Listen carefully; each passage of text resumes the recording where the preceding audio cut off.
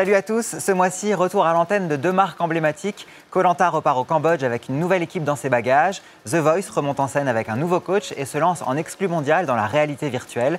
Et TF1 Publicité ouvre le débat sur les jardins clos. Bienvenue dans Brushing.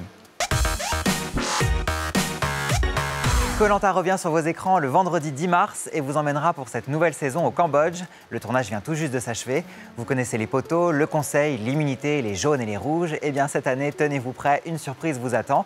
Et qui de mieux que l'animateur de l'émission pour tout vous dire, Denis Brognard est notre invité de marque.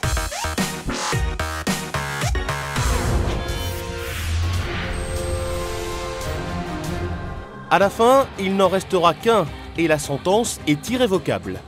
Koh Lanta revient et cette nouvelle saison s'annonce haute en couleurs. Pour vous donner envie de regarder cette nouvelle saison de Koh Lanta, il y a une nouvelle majeure. C'est que pour la première fois dans l'histoire de Koh Lanta, on a décidé d'intégrer une troisième équipe. Eh bien, cette saison, vous aurez les rouges, les jaunes et les bleus. Trois équipes, ça change totalement l'organisation, ça change totalement les équilibres.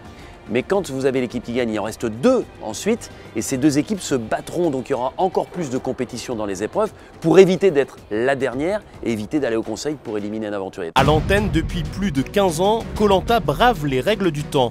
Plusieurs raisons expliquent ce succès. L'émission porte des valeurs fortes, le format sait se renouveler sans jamais se dénaturer. Je pense que le secret de Koh Lanta, c'est de garder les fondamentaux, ce qui plaît aux téléspectateurs, ce qui est vraiment rentré maintenant dans les foyers avec jeux de confort, épreuves d'immunité, conseils avec des nouveaux candidats, avec des gens qui viennent de toute la France, de tous les milieux socio-culturels, socio-professionnels.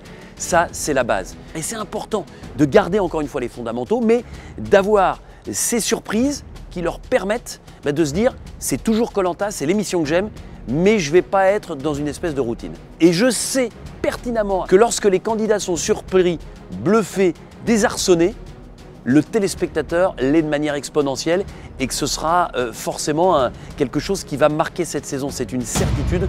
Avec son public fidèle et familial, l'émission rassemble les téléspectateurs de 7 à 77 ans.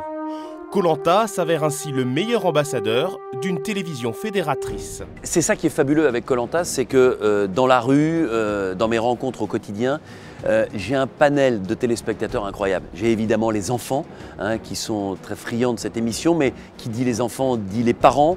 Donc c'est un programme extrêmement familial. Je reçois beaucoup de courriers aussi de gens d'un certain âge qui rêvent par procuration. Il faut imaginer qu'on est à plus de 40% de part de marché. Et ça c'est important sur notre fameuse responsable des achats de moins de 50 ans. C'est quand même capital. On est à plus de 60% sur les enfants.